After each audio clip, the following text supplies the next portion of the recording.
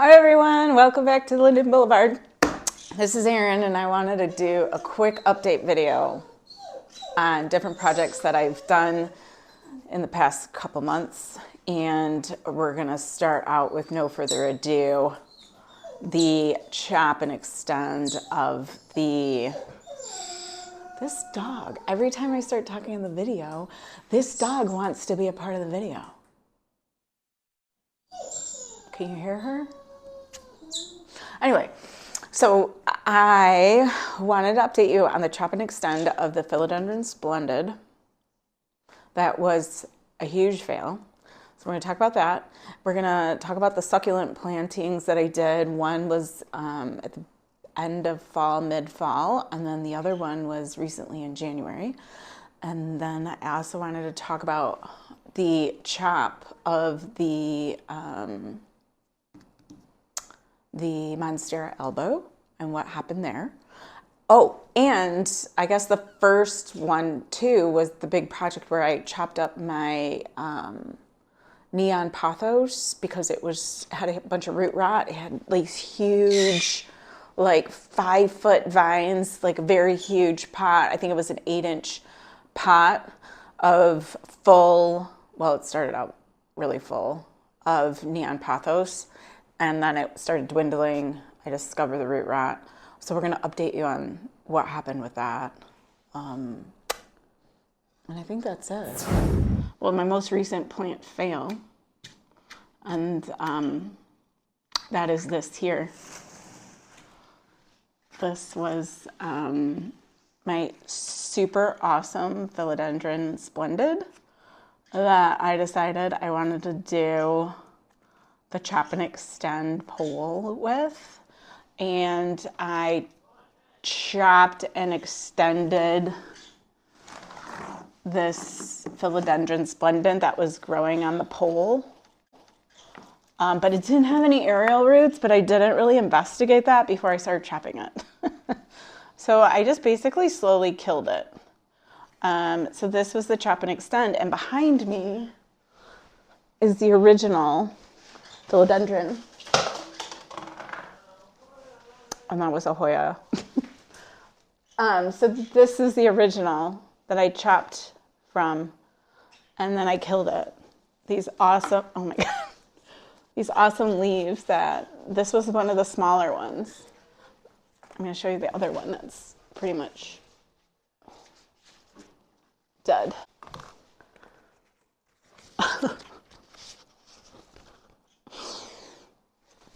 So sad.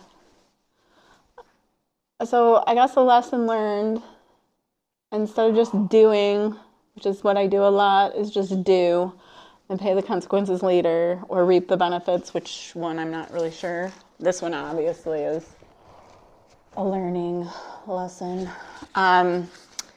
So I'm going to take out what's left and chop the stick up and see if I don't know how much of it it's pretty, I don't know. Like, do I want a bunch of pieces of philodendron? I've done that before. But I did chop two larger hunks of this when I saw it dying. And I was pretty much under the impression that it was pretty much going to be a goner. I did 2 insurance cuttings, so those actually have some water roots. And what I think I'm going to do is take this, and I like this pot, so I'm just going to take this humongo pole out of the pot, take this, put it in this pot, and then put the new cuttings at the bottom, and then just start over again. That's my plan. So without further ado.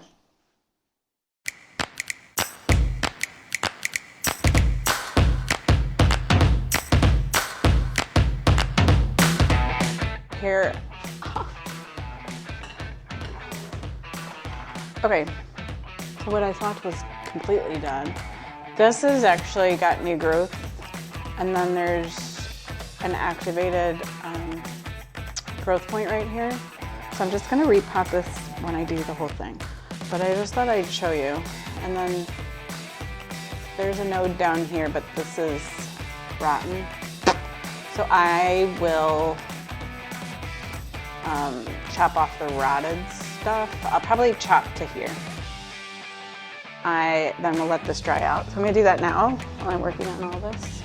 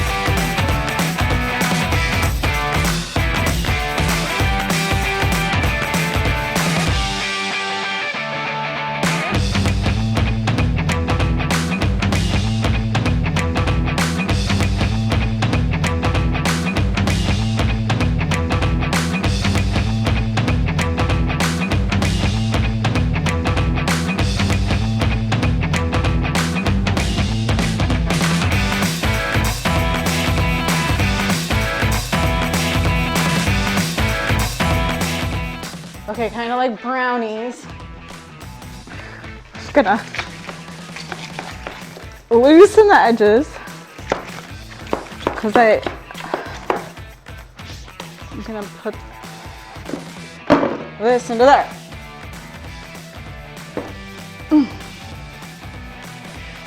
Oh, there she is. Perfect.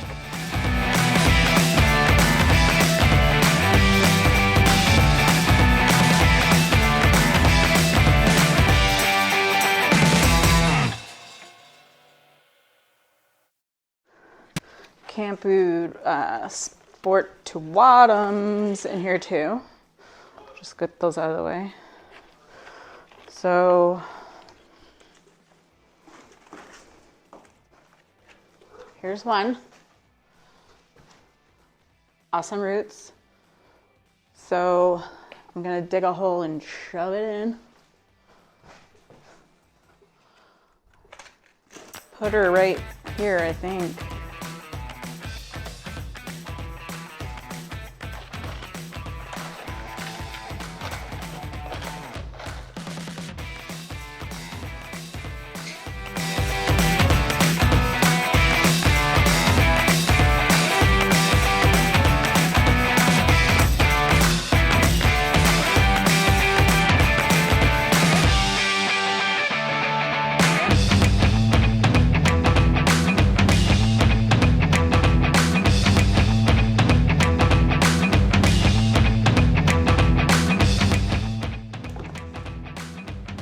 Okay, this is the other water rooted vine.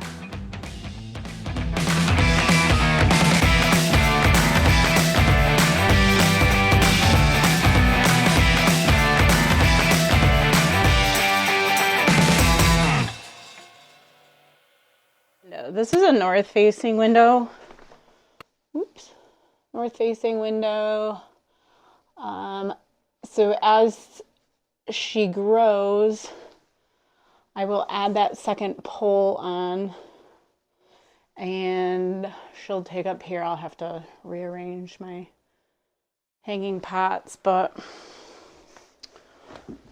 that's where she looks like. Okay, this is the succulent bowl I made in the one of the first videos I posted back in fall, and it's doing amazing. There's really been no casualties to speak of. I've only watered it, I think, 2 times since its inception, maybe 3. But, and I've added a couple things I don't know the name of this succulent. I added, and then this little pickle plant I added because it fell off my original pickle plant. So I thought it was nice in there. But yeah, it's doing great. I can't wait till it gets out in the sunshine and it will really take off. So that's this update. And then the other succulent arrangement that I made, let me bring that over. Okay, this was the next succulent arrangement that I made from a chunk of grapevine that's open on this side. I'm going to insert the video link if you want to follow along. But this is also turned out quite well. No casualties either. We almost had a casualty with this little crested guy because my bird was eating it and it was falling out. But since I've secured it back in, it's firm and seems to be putting out new growth here in the center. But this arrangement has been fabulous. I've also only watered it 2 times since putting it together. But everybody's really doing quite well. There's another pickle plant. This one's not a variegated, it's just the green pickle plant. That was not in the original arrangement, but received it as a cutting from an order. But I mean, the variegated pearls are putting on new growth. My Wyattii is looking actually the best it's looked. I'm not sure why this guy is really not putting on much growth at all since I got it. I want to say I've had it for 2 years and it's not growing. So that was part of the reason why I just stuck it in here and hoped for the best. But yeah, everything's looking great on this. Next up is a failure. Okay, so I had this really awesome, huge neon green pothos, 8-inch hanging basket. The vines were probably 5 feet long at least.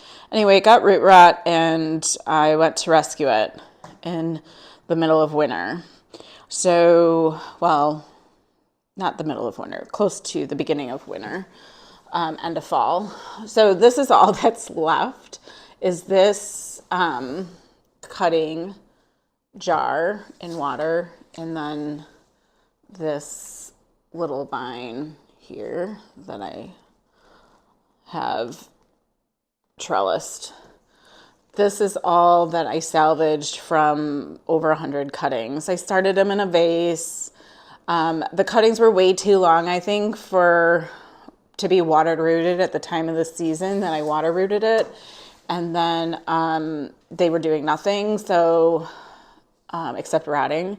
So I took those out, and I don't think I filmed it, but I cut them up and I put them in smaller pieces in 2 jars.